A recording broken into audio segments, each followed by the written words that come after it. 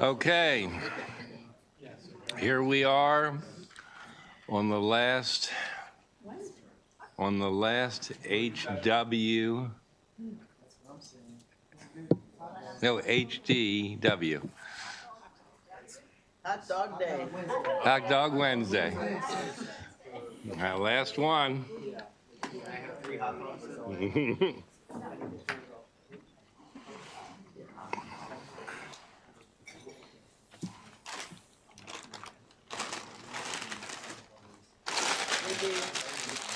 My cookie's really good. 358. Plug your mouth.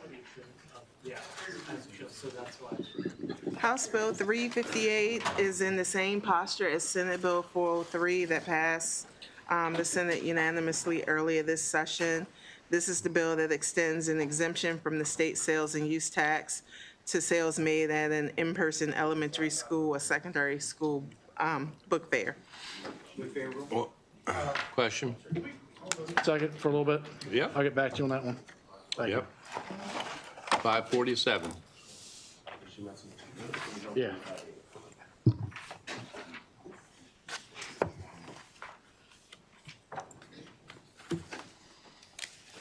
House Bill 547 is an income tax subtraction modification for agricultural management equipment.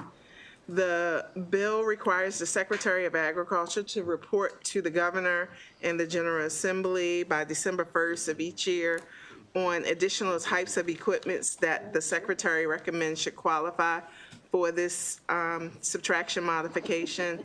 And the bill takes effect in July 1 of 2026. There is no fiscal impact. No cross? There is no cross. How can be there no fiscal impact? I can remove this going back.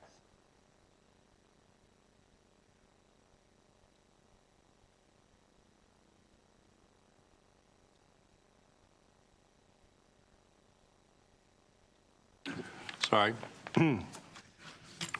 Okay, this is just a report. All in favor? Opposed? Senator Lewis Young.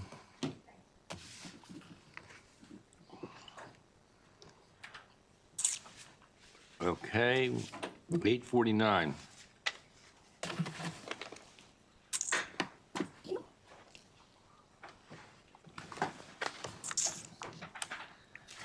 Okay. House Bill 849, this is the first in a pair of two bills that were primary and triple E that deal with the Child Care Scholarship Program. House Bill 849 prohibits a freeze in enrollment in the Child Care Scholarship Program from applying to a family or an individual who is enrolled in the Temporary Cash Assistance Program, a family or an individual who is enrolled in the Federal Temporary Assistance for Needy Families Program, a child, parent, or caregiver who is enrolled in the Federal Supplemental Security Income Program, a sibling of an enrolled child, or a child who is homeless.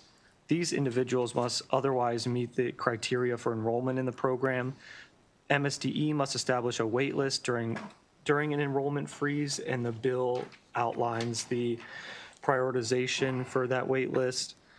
The bill also requires MSDE to develop a new application for the program that collects specified information and review the methodology used to determine whether a parent or guardian is attending a job training program for determining eligibility for the scholarship. This bill is contingent on the other bill that we have, House Bill 1321. Triple E moved it without amendment. And what is it? Why is it contingent on the other one? They make changes to the same program, so I think they just paired them together. And what does that one do?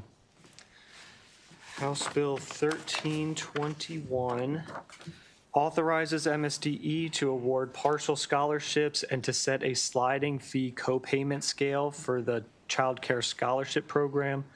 The bill also prohibits charging co-payments for certain households. While an enrollment freeze is active, MSDE must identify, inform, and assist the program applicants who qualify for enrollment in publicly funded pre-kindergarten, Head Start, and Early Head Start. In addition, the bill repeals current statutory provisions related to presumptive eligibility for program applicants. The bill also establishes notification requirements for families and providers should MSDE implement the sliding fee scale, and requires MSDE to report to the General Assembly as specified in the bill. Triple E moved it also without amendment.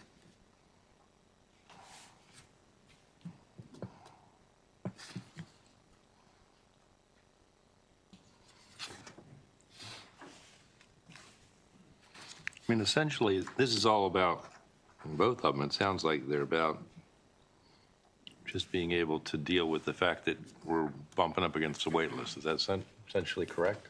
Yes, there's a lot of kids on the wait list right now, and in the budget, money was added to the program. Right. And so the reprioritization of the wait list and preventing a freeze for applying to certain families meant to get more people Right. off the wait list. Right.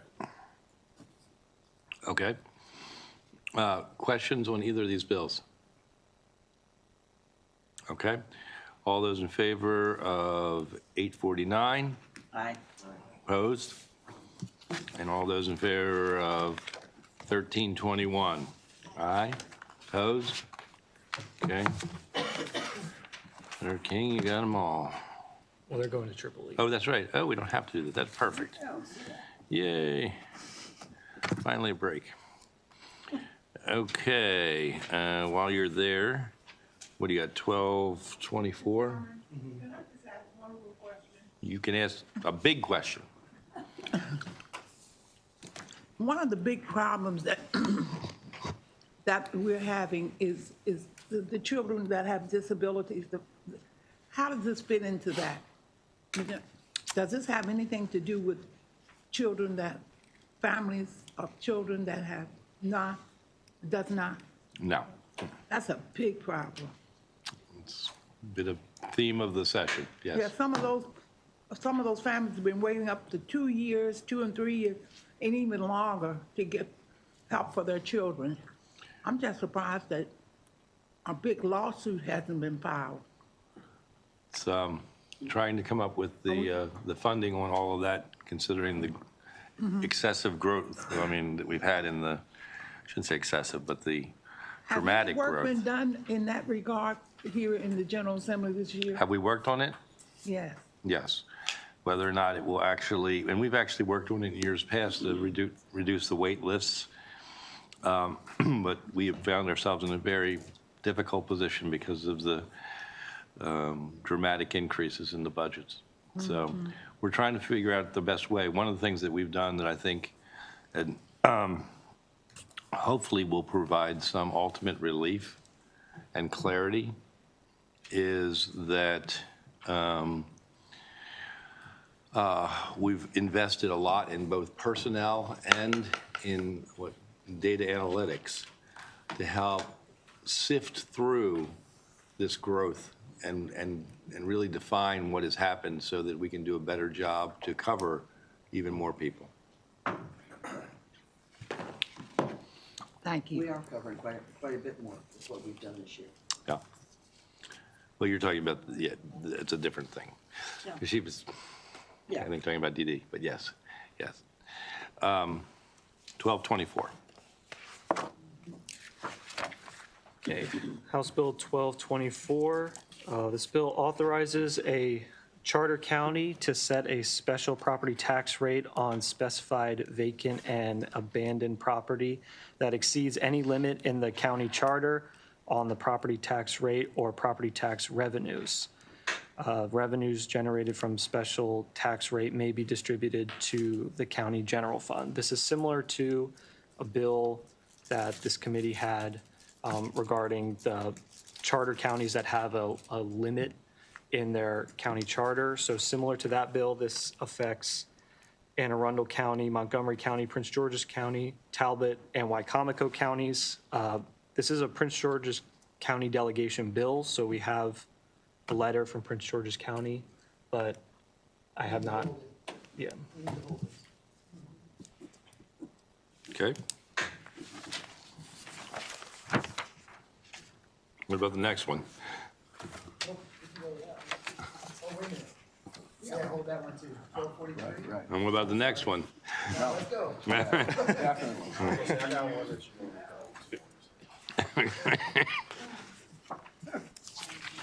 1247.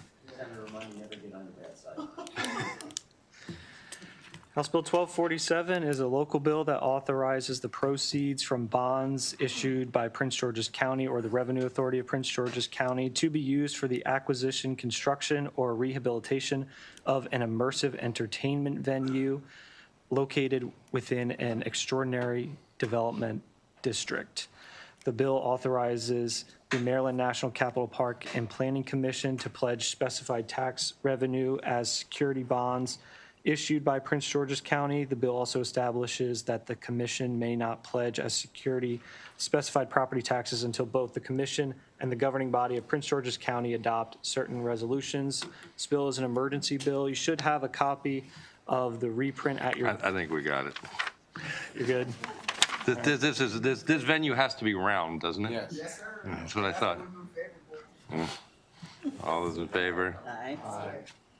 Opposed? Okay, you got it, Senator. You got it. Yeah, absolutely. Okay. 1504.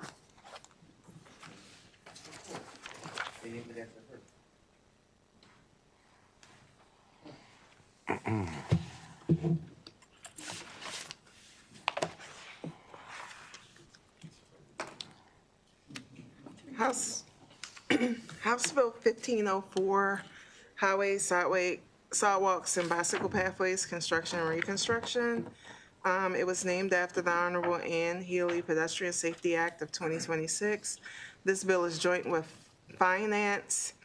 The bill requires the State Highway Administration from the funding program for sidewalks and bicycle pathways in the CTP to prioritize projects that are or adjacent to highways that are subject to a complete streets policy or another similar Vision Zero program. However, this requirement does not apply for projects in the priority funding areas that are sustainable communities. MDOT supported the bill as amended by the House. There are no additional amendments. The vote in Finance was 10-1 with that one person being absent. What's the cost? It doesn't affect the TTF.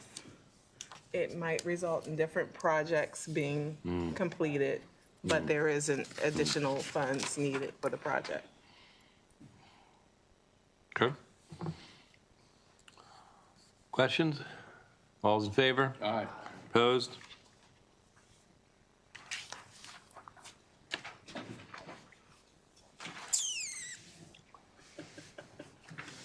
Senator Lewis Young.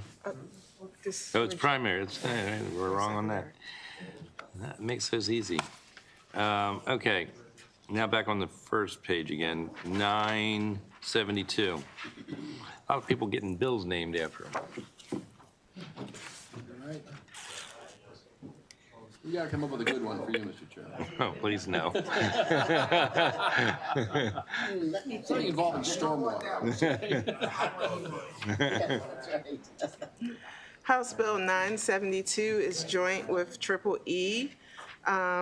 This bill establishes the Maryland Fair and Agricultural Education Promise Fund to advance agricultural affairs and education in the state.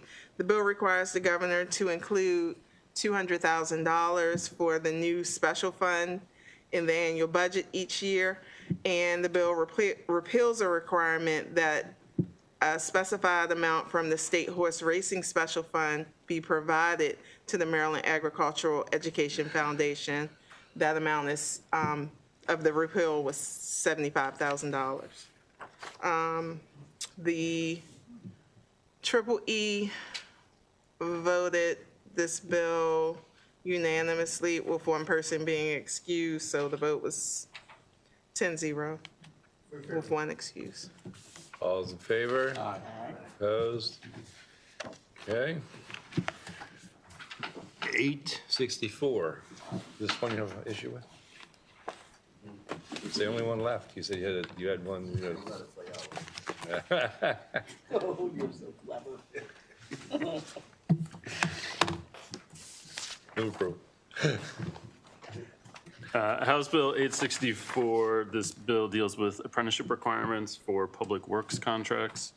The bill for projects advertised for bids or proposals on or after January 1, 2027, 20% of the total number of work hours on the project would be performed by an apprentice or a journeyman worker, starting December 31st, 2028, and biennially after.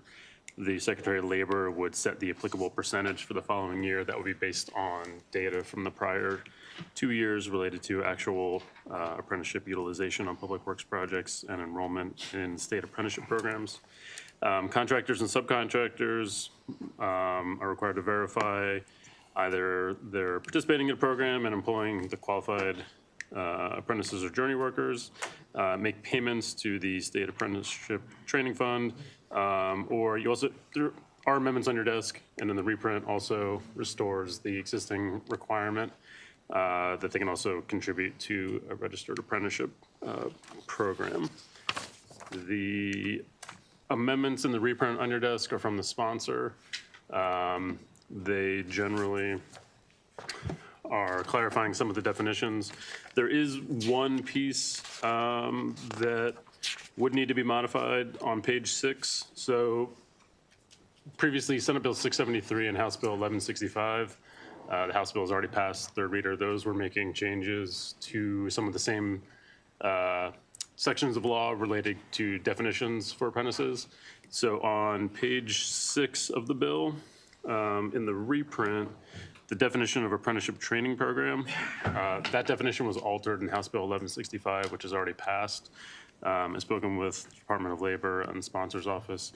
So you would want to avoid a conflict, strike the changes being made in lines 16 through 20. So that current definition would just be renumbered to subsection C and would stay as is.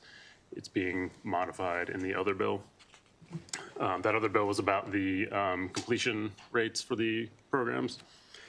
And then the only other technical change from the amendments you have in the reprint from the sponsor on page 8, line 28, there was a conforming change needed in the amendments. Change a defined term qualified apprenticeship connected program to qualified apprenticeship program.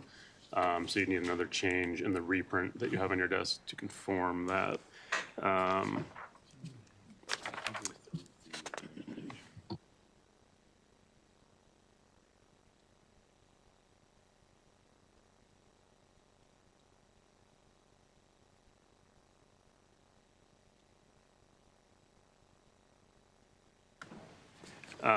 So the prime change in the reprint is the restoration of the option for contractors and subcontractors to also pay to a program, in addition to using the apprentices or paying to the state fund.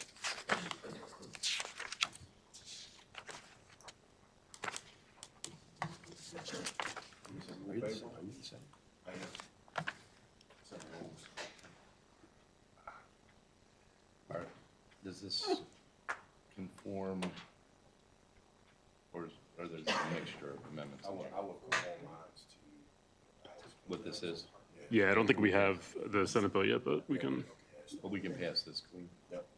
You would pass House Bill 864 with the reprint on your desk with those two changes I noted. Move the amendments, Mr. Chair. Okay. All those in favor with the amendments? Aye. Opposed? Okay. Lori?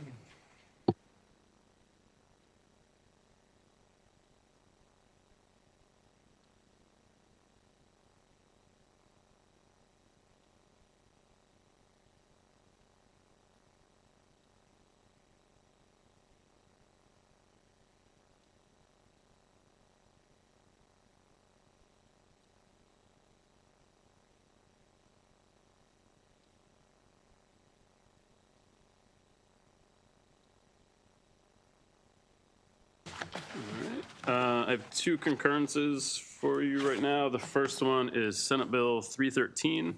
This was the legislation related to the stipend for administrative judges. The cross-file House Bill, the cross-file House Bill 608 also had a provision related to setting the salary for the chair of the Workers' Compensation Commission to be equivalent to the chief of the district court. So the House added that provision to the Senate bill, so that would be consistent with what you've already passed on the House bill. Yep. All in favor? Opposed? Okay. The next bill is Senate Bill 668. This was the funding for the Children's Cabinet Fund. The bills needed an amendment to conform with actions taken in the budget. You added a floor amendment to the House bill this morning. The same amendment was added to Senate Bill 668, so both are in the same posture as amended on the floor. Well, was the one I explained, and you were there? So when we put an ad to them also, but by putting the ad in, it actually went into the base, which it kind of exploded out the money as opposed to, well, yeah. It was a one-time ad. Yeah, the mechanism in the bill would be, each year would be based on the prior year, and so what you did in the budget would have, the bill needed to conform to reflect the intent. But I know you were listening to me on the floor. Every word. All those in favor? Aye. Opposed?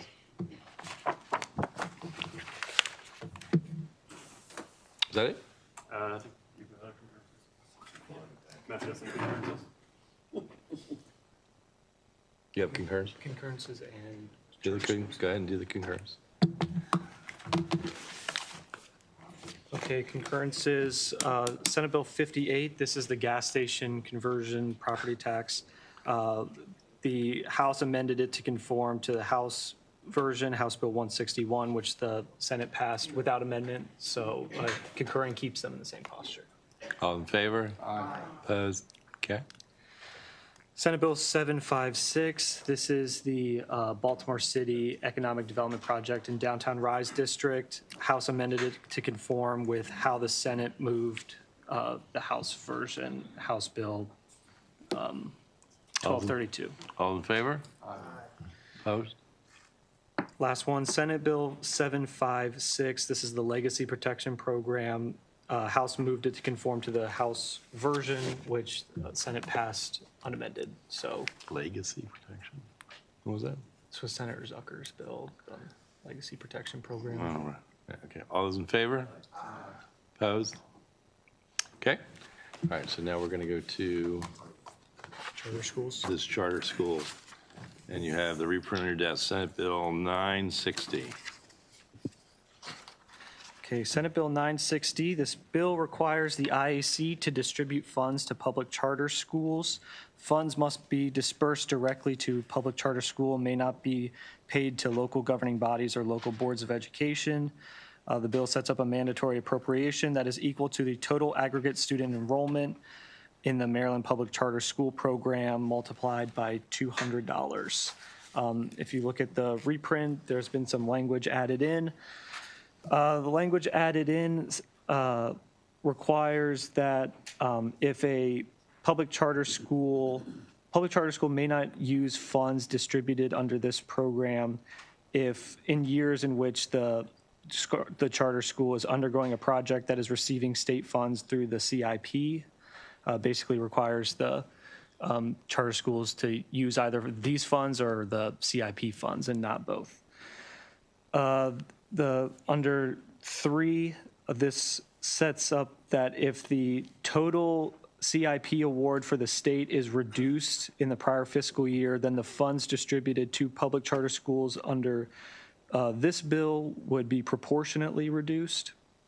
Under 4, the IAC may not use funds distributed under this bill as justification to reduce the amount provided to a local school system through the CIP. 5 sets up a reporting requirement, and that is the amendments. Move favorable on the amendments. So,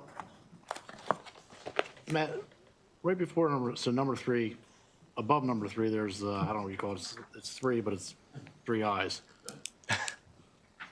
Just so I'm reading this correctly, because this is part of the amendment too, if the charter school is owned by the school system, they're not eligible for capital, right? Am I reading that right?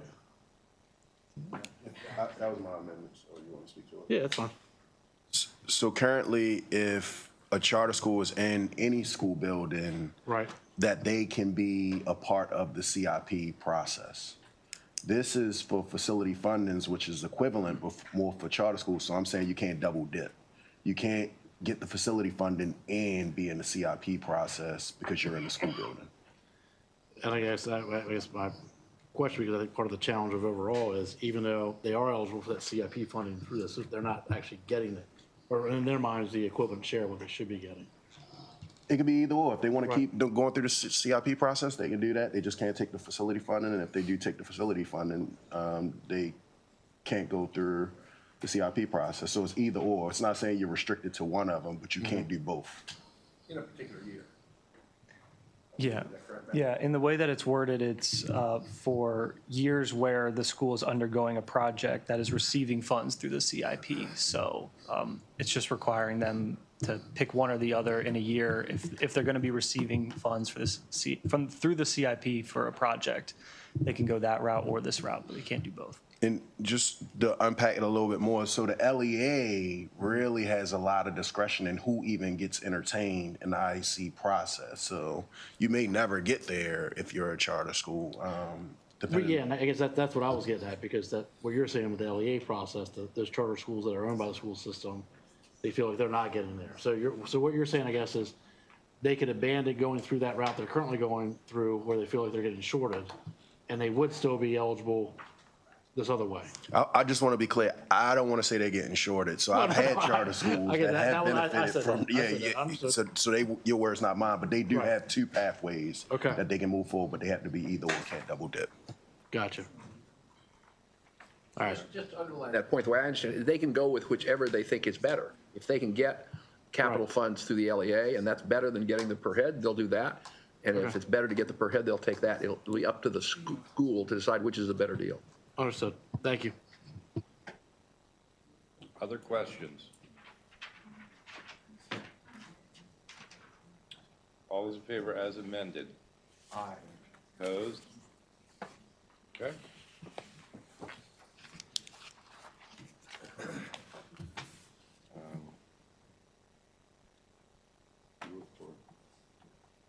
Me or Corey? Who wants to take it? You. Thank you.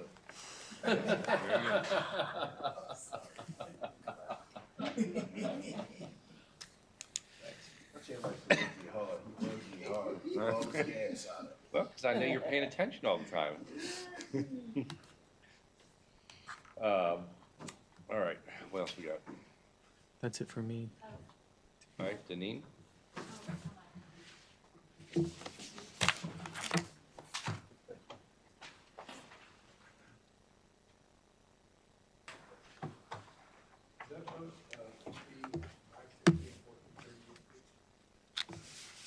I'm sorry?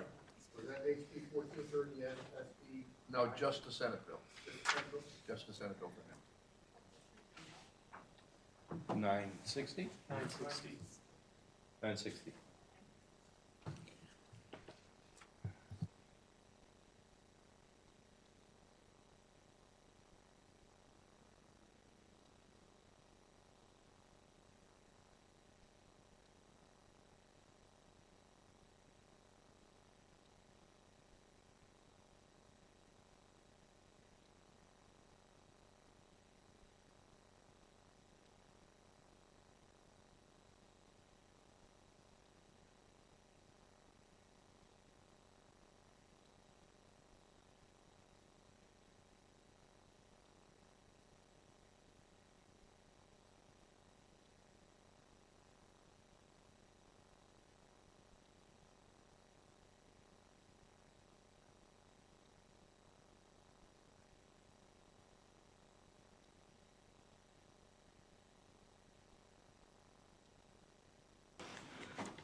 House Bill 1279, this committee discussed on yesterday.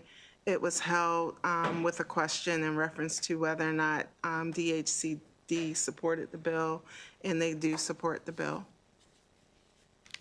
Mr. Chairman, I had asked for it to be held, and I checked in with all the parties that needed checking. I'm comfortable with it. Thanks. Okay. All those in favor? Aye. Opposed? This is catalytic. This is the catalytic. Yeah, yes. Okay. All those in favor? Aye. Opposed? Do you have a question? Oh, what one? 587. What is it? Scott Phillips, I'm getting calls from Scott again. The council basically, Just 1 second. basically, it's when certain provisions of MDOT were implemented for BPW. Oh, yeah. Yeah, we need to think about that a little more. Yes, Senator. Where could I get copies of the bill that you're talking about? The one we Was just it- talked about, the catalytic one? Yeah. We had that Was that yesterday, sent here? so, can we get her a copy? Thank you. Yes. Thank you very much. Sure. Anytime.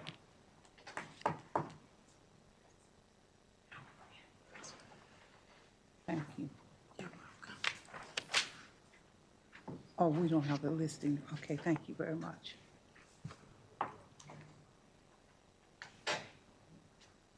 Okay, what we're passing out now is the Senator Heddleman's bill, transportation bill. And there's been a lot of discussion by the work group for the last several weeks.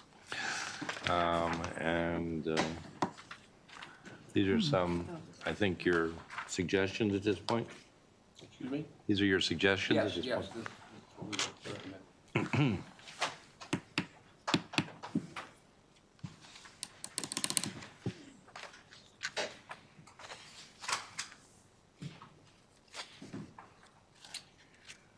All right. Not necessarily planning on voting on this today, but we want to go through it all so everybody understands where we are at the moment. Okay? This is the latest reprint that I had run. There are a couple of additional changes that I've been making to the bill as we've been getting more comments back. The bill as it came in is totally, it's pretty much changed. The language is different. So I'm just going to go through each section. On page 3 of the bill, of course, the first pages 1 through 3 incorporates definitions that are used throughout the bill. On page 3 of the bill in section 2902, this portion lays out the major highway capacity expansion projects that are not included in this bill. So it doesn't apply to the Chesapeake Bay Bridge. And in addition to that, what this language added is a transportation facilities project. So this excludes MDTA projects. So anything that's gonna be told, The toll projects. Correct. Correct. anything that will be told. Correct. Use the line number, by the way. Use the line number when you. The new Chesapeake Bay Bridge span, The new Chesapeake, That's going to be told. How about the American Legion Bridge? yeah, I think it's exempt, but I need, Is it, there's some that are specified, aren't they? Like, yeah, there's some that are specified in, if you look at page 3, lines 26, I think I mentioned the Chesapeake Bay Bridge already. That one's You did. specified. And the other ones are anything that came in before, or any project that was started before June 30, 2026. is also exempted. And that's where American Legion comes in? Yes. Okay. Okay. Senator Bailey? So help me with the Thomas Johnson Bridge. Is that going to be, is what we're saying that that bridge would have to be a toll bridge? No, if a project had already begun before June 30, 2026, then that is incorporated, is excluded, exempted. So my question, I have a letter here that I got from the Tri-County Council when we were building the bridge across the Potomac, right? And as everybody in here probably knows, we built that bridge for $0.6 billion. Right? If we put the bike lane and the concrete barrier on the bridge that would be controlled under this, it was 1.1 billion. The bike lane almost doubled the price of that bridge. The width of the bridge of the Thomas Johnson Bridge is almost the same.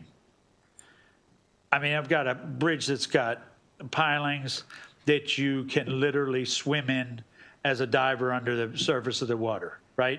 We've got to move this project forward.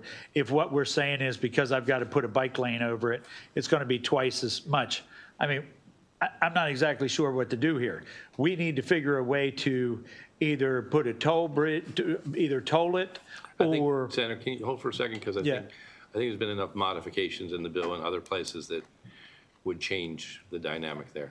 So NEPA's already been completed on that bridge, so it is exempt. It's not covered. It's not covered by this, your bridge. My bridge is not covered by this? Correct, because they've already gone through the NEPA process. And those projects that have already gone through that process are exempt from this bill. How do I, I'm great, that's fantastic news. I just like to know how I know that. Well, we can get it verified by the Okay, department. okay. Well, let's make sure we get that verified by the department. But then there's a further issue. I mean, if I'm, just because this is the first time I'm seeing this on paper, but the discussions have been that we're talking about system-wide issues, not project by project. So the thought that, We're not there yet. I know we're not there yet, but I think it's the big picture on why it wouldn't have, whether or not it was NEPA or not, Right. it wouldn't necessarily stop your project. But, yeah, Can I jump in on this? One? you absolutely may.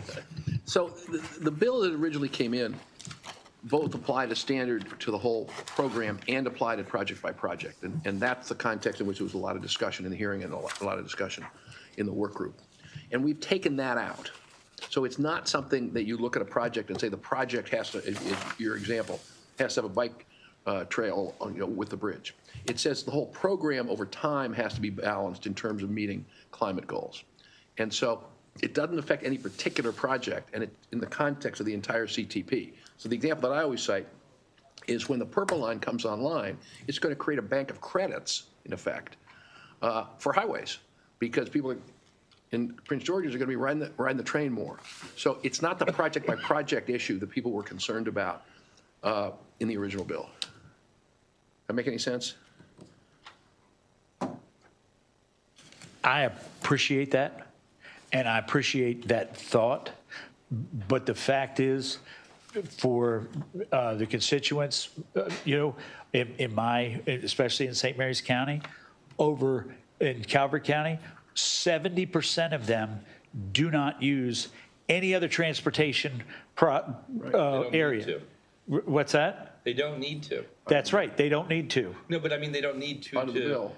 to impact everything that goes on in the state will be calculated, right? And It doesn't force, with the amendments, the bill does not force any particular change related to a particular project. I mean, that's the big idea. The important thing is what the system as a whole and the CTP as a whole is doing. So every time you get more people riding trains or bicycling in Howard County or Prince George's County, that creates space for highway projects in St. Mary's County and Culver County. I thank you both for that. I just was looking here at our, at our RTP letters and our top priority for Southern Maryland, and this bridge has been our top priority since 2011, right? Since 2011, and we're trying to move it forward, and I appreciate it. And that bridge is totally exempt from this process, as Senator Edelman pointed out. Okay. Thank you. Is that you? Yeah, Senator Berman? Who's got the light on? So just following up a little bit on that conversation from the Senator from St. Mary's and from the Vice Chair, I think that the opposite, though, is true also. So the project in St. Mary's with the 70% are those type of modes, those can't move forward unless there is a system-wide mitigating project somewhere else, was my understanding when we had those conversations. You're shaking your head no, he's shaking his head yes. No, I mean, Overall number. It's the overall number. So in one sense, that's right. Right. But it's the overall number. But it's not on a project by project basis. I mean, that's the distinction. It's the overall CTP that has to meet the standard, and it doesn't have to meet it all in 1 year. So it's not like the original bill and the concerns about it that I won't get this project unless you do this. That ain't the way it works under the amendments. The amendments is over time. The whole system has to meet the standard. Now, when you say over time, though, I don't think that was defined, because we did talk about that. Would it have to be the same? How do we define in time? 6 years, right? It's in the 6 year CTP. 6 years. 6 years. So the road project could move forward, and we could figure out the other thing at some other time? Before or after, it just, go ahead, Senator Hedlund. Well, they have to be outlined, the mitigating projects, and implemented over a period of time. So it's not necessary that Project A be held up until the mitigating projects happen, but there has to be a timeline and commitment to do them within the overall framework. Right, so the mitigating projects would be Project B, for lack of a Yeah, description. yeah. That would have to be identified. Yes. And have some sort of implementation plan, per se. Yeah. Not say, hold up, road project A. Correct. But it would have to be determined what that's going to be and what it's going to look like in the future. Correct. At the same time, though, more of those Project Bs and mitigation projects that we do, that takes away the capacity to do the road projects. I think that's always been part of the rub, I think, from the rural areas that have more of the road projects, don't have the other projects. But, all right, well, I appreciate the clarification. Okay, let's continue. Okay. So on page 4 of the bill, this is where the department is required to perform the impact assessments. That's in lines 1 through 4. All of the other language was taken out. And then on page 5 of the bill, the department is required to incorporate the impact assessments into an analysis in the CTP. This is to occur beginning with fiscal year 2028, which is under 2904, lines 9 through 11.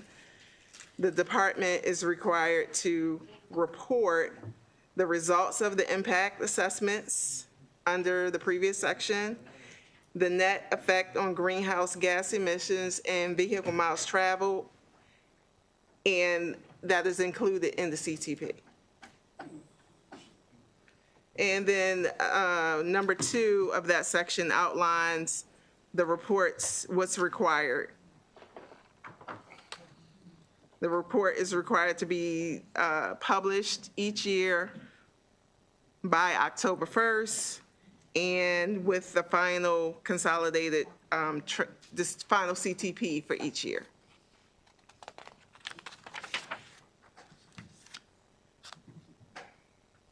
And if the department determines that its evaluation in the CTP is not going to meet those standards, what the goals are for the greenhouse gas emissions, and targets for the period, the bill lays out what the department must do. And so this is where the department would need to redesign a major capital project with a multimodal improvements to meet the targets statewide, or fund elements of a multimodal transportation program. The transportation program that the department develops must identify offsetting activities to bring the CTP into alignment with those goals. And the offsetting activities can include investments that began before this program took effect.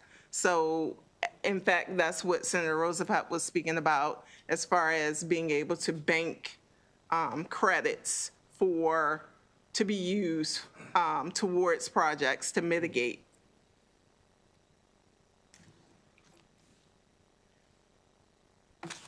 Moving on to, I guess, page 6 of the bill. This describes the offsetting activities that can be incorporated into the program. It includes in lines 8 through 26, things that can be included that can mitigate statewide, which would include parking reduction initiatives, transit-oriented development, roadway, telecommuting, public transportation, or public transit, ferries, solar energy generation on properties controlled by the department, and other activities. So all of these activities, regardless of where they are in the state, will be credited towards a project.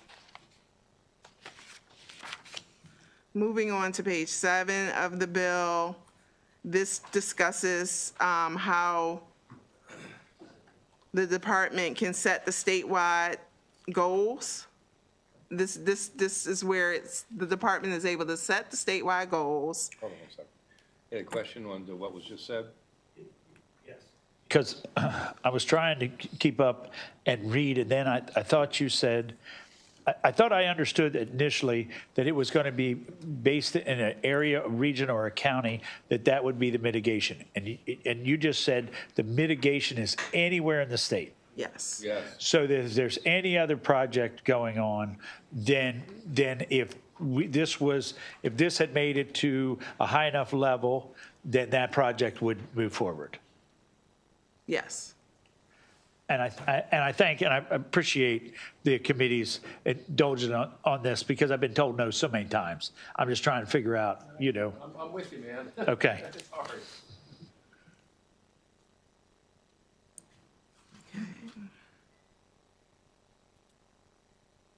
So the offsetting activities could be, as we said, anywhere in the state. I went back to page 6. I'm sorry. I'm going on to page 7 to talk about how MDOT is required to set the statewide declining greenhouse gas emissions reductions. They're going to set the targets, and then they're going to analyze each project to see where they fall to meet those targets.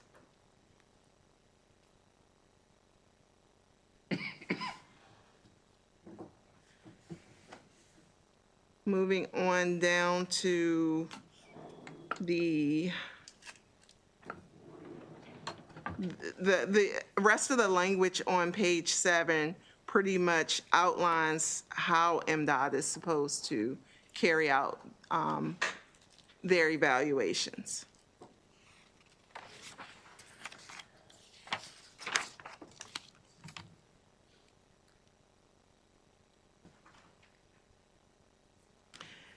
On page 8, this lays out. You got a question on something we just said?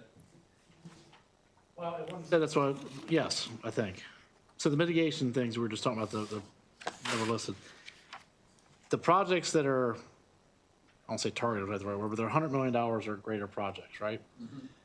The mitigation side of it, is there a dollar amount on that of what those projects can or cannot be? I mean, is there a floor or a ceiling or of, so if it's a $100 million road project, it has to be the equivalent of $100 million of mitigation? Or is it a $100 million road project and it can be $5 of mitigation? Yes. Just adds up. As long as the It's- greenhouse it's- gas. No, But it's the greenhouse gas balancing. That's what it is. It's the, and the VMT, right. The money. It's not the money, it's about the air. creates. I mean, it's about greenhouse gas. So do we know, though, what those costs would translate to? It'll vary all over the map. Purple line is, $3 billion. So, and And a solar array might be a solar a lot array, less. yeah, I mean, So the purple line should get us a bunch. 30 projects. We shouldn't need this bill. That overstates it, but you're getting the concept, you're getting the concept. Well, that would be with dollar for dollar, which you said it wasn't. That was Right. his bill. It- how What mu- the savings, not in terms of dollars, but in Dollars, terms right. of It's greenhouse gases in and greenhouse gases out. It's or the vehicle bad miles stuff, traveled. what we're offsetting, not the dollars. Not dollars. Right, but, I mean, tomato, there is a dollar that's associated with that, and it is dollars. And that dollars then comes out of the fund, which then impacts project if 7. nobody used the purple line, it wouldn't be useful. Right. But assuming people will, Nobody uses the bike lanes though either, and we've made millions of them. But that's why we're measuring the actual effect on vehicles miles traveled, and actual effect on greenhouse it's- gases, not how much money was spent. But all that is subjective. I mean, No. again, you bring up the purple line. Okay? The Beltway will not be less congested because of the purple line. Absolutely. I mean, we will see, time will tell, because I we're live continuing there. to grow, we're still gonna add more vehicles, that's just. We'll agree to disagree, I don't People see going that. between College Park and New Carrollton will take the purple line and not drive the Beltway, I assure you.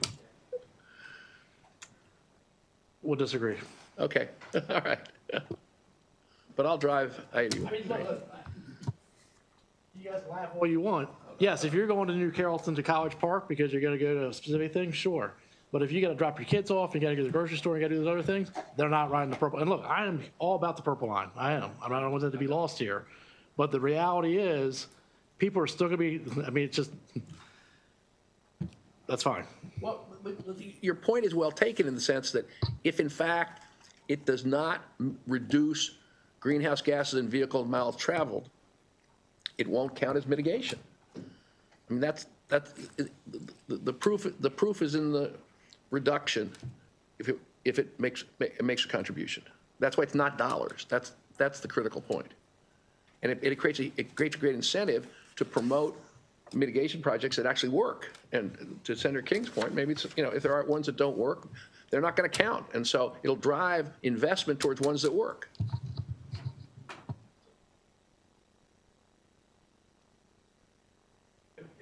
Mr. Vice Chair, just to follow up on that, right? I mean, the history that I deal with is, if I went back 30 years ago, right, only 30% of the people that lived in my area worked in my area. Only 30%. 70% of the people left, and they drove to Washington. They drove to Northern Virginia, right? And now all of a sudden, because of what we've built locally, now we've flipped that. 70% now work here local, right? So when I look at the greenhouse gas and what we have done in our area by increasing the jobs and things locally, we've made a huge impact, right, to everyone.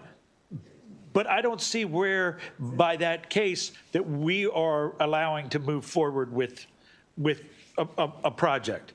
If that was the case, I think for the past 15 years, I would have been able to move this bridge forward at some point. You know, that's the way I'm sort of please, I'm just trying to figure out. You gave a great example, If the kind of highway investment we make reduces greenhouse gases in aggregate for the state and reduces vehicles miles traveled, exactly your example, it would count as mitigation in the statewide numbers. It would reduce the need for other mitigation. It's a great example. So we were just forward thinkers? Yes. Yes. Do we get credit for being a forward thinker? No. I mean, Actually, you do. Go ahead. Well, I mean, that's exactly the kind of stuff we want to encourage. So TOD is in here for that very reason that you articulated, right? If people are working closer to home and have to travel fewer miles, fewer greenhouse gases are emitted. And so that is precisely what one of the aims, important aims of this bill is. okay.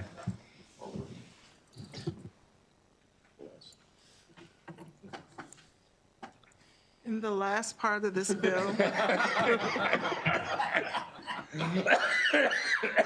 Good opening line. there's a reporting requirement for MDOT to analyze the GHG and VMT impacts of each highway project. And that's on the last page. There is a section 3 that I believe that we will be striking.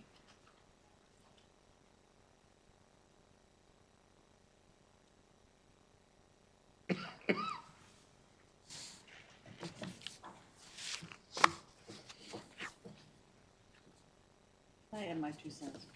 Okay. Just from what I've heard here today, and you know, I have been a champion for more roads in my area. I'm sorry, my area we are just in a constant traffic jam. I am a proponent of more roads. I'm not against transit. I am just saying that we need to have more roads in our area. Transit is great, but I think if we pass this bill, it's going to encourage way more transit, and it doesn't show me anything in here that is going to fix the problem that we have in my area with roads. There are other parts of the state that can do transit, and it's convenient. All that's great. It's not convenient in my area, and we need to have some road projects. So I just can't support the bill. Sorry, just where I am.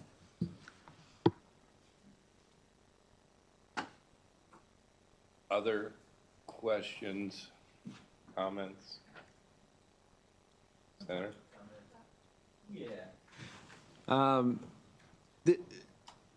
This is now, I think this is, we've made some real thoughtful changes here that actually does not, it actually does create a better avenue for those places where roads are appropriate and allows for more flexibility to say, you know, we want to make sure we're getting the mobility part, but we do have an objective of not increasing our greenhouse gases. And we know, you know, on the vehicle miles traveled, we're trying to reduce our vehicle miles traveled, which helps with the congestion, it helps with a lot of those different things.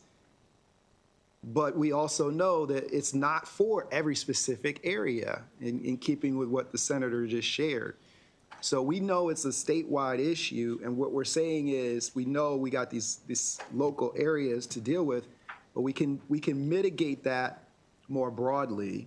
And when we mitigate that more broadly, if it fits, if this is a solution that we need, we know we got to fight congestion. I got to fight congestion in my district, obviously, which goes back to what Senator Cordman was saying, like we are desperately waiting for the purple line to get people off of the Beltway, desperately. So I'm understanding what you're saying, but I do think that this thoughtfully sort of finds a middle ground, which is different than what it came in as, that will not have the same full negative impact on road projects. So I would just share that. Thank you, Mr. Chairman. First, I want to say thank you to the vice chair and to the chair and to the other members of the work group. this was a lot of work, a lot of thoughtful back and forth, and so I really appreciate it. And to Senator King's point, my district is not an urban, I would never describe it as an urban district. I mean, there are parts of it that are urban, but it's very suburban, and there are parts that are rural too. And so I live right inside the Beltway and spend a lot of time on the Beltway traveling. And I also think that people want options. And I think that this bill will help provide those options to people and help to get, like, all of our counties have projects that just find it harder and harder to get funding that are really important to all of our constituents that I think will have a better shot at funding through this program, and at the same time, making sure that we're taking care of our roads. And when we do need to build a road project, that we can still do it, but we are also really attentive to what we have been trying to do through so many years of work here and making sure that we are passing laws and implementing policy that helps mitigate our global warming and helps our climate be cleaner. And transportation is the largest impact on those greenhouse gases. So I think this is a big step in the right direction, and also is now just broad enough to be able to look at things in a statewide way that is flexible and gives the department a lot of flexibility. Thank you. Senator Lewis Young. Thank you, Mr. Chair. I think conceptually this is a great bill and it's come a long way. But when I go back to my district, I have some of the same concerns as Senator King. We are both urban and suburban. But the thing that I think might differentiate my district is that we are the fastest growing district in the state. And as a result of that, we have an inordinate amount of congestion. We just have our infrastructure on a variety of topics, in particular transportation, has just not kept up. I don't see transit's going to do it. And the most important transit projects I've heard from my constituents is expanding the Red Line up to Frederick. I don't think that's going to happen in my lifetime. So, given the somewhat different composition and needs of my community, I still have some concerns. Corman. Thanks, Chairman. I'm sounding broken record here on a certain sense, but I think, to me, just the core issues still are, I don't disagree with my friend on the left says about having options. I agree with that we want to have options. At the same time, when you say it's harder to get funding for those options, but now it's contingent on, they are tethered to a certain extent to road projects, that's my rub here. Because, look, if they're, and I know that's the intent of the bill, right, is to actually to move some of these more mitigation projects forward, but they're doing it at the expense of the vast amount of, as the Senator Frederick County said, the infrastructure projects that we need in a lot of these areas, whether it's rural or suburban, because I think regardless of any areas, there's all these road projects that are there. And you can still have these options, these mitigation projects, but when you tether them to these road projects, it's going to be less road projects. It's just the reality of what it is, because it's going to be harder to get the projects done. There's going to be less money for them. And it's at the expense of those road projects. The vehicle miles traveled and the greenhouse gases, look, they're always going to continue to go up. I'm not saying we shouldn't try to do something to not do that, right? But they're always going to keep going up. I mean, we were talking about the purple line before in the Beltway. I hope I'm wrong, but I'm telling you that the Beltway, look, when the Metro was pre-Metro, where Metro is now, the Beltway has continued to expand, and it's always going to be clogged up. We add more people, we add more cars. That's just who we are as a society. I mean, I don't think that we're going to be able to fix that. I mean, 50, 60 years ago, you had one or two member cars a household. Now you got 4 or 5, and I don't see how any of this is going to be positive from a net aspect for the state. other than at the expense of road projects and our infrastructure issues that we have everywhere. And that's going to be the detriment. We're going to have less road projects, more of these mitigation projects. At the end of the day, aren't really going to add up to a whole lot. It's not going to move the needle one way or another. And so that's still a major issue here. Okay. You know, I can't tell you how many times we have done NEPA studies on Interstate 270. And whenever we want to kick the can down the road, we say, well, we'll do another NEPA study. And it's the same study. It's got to be the same study because it is the same situation. 5 years, 10 years, 20 years. I've been watching this for 40 years. And of course, I want a clean environment just like everybody else does. But I'm also looking at we can't attract businesses to our area because nobody wants to do the traffic. It's an economic thing for our state, not just a road thing. I think that transit's great. It is just not great for everybody. So, and I just don't think there's enough of a mixture here for me to be able to support it. So I'm just where I am. Okay, thank you. Senator Howland? I just wanted to add one more thing, that it's important to note that it's also transportation demand management. So it's looking at how efficiently our roads are moving vehicles right now. And there are things that the department can do and does and has done in other places to make that more efficient. So it's not only that, transit is an option. There are so many other things outlined in this bill, but also that the department has it at its discretion to include in this mitigation mix. Anybody else want to comment, question? Okay. Sleep on it. I too want to thank the vice chair who led the work group and everybody who participated in it. It's very complicated. They had my head twisting around one day. I think I twisted theirs around a bit too. I'm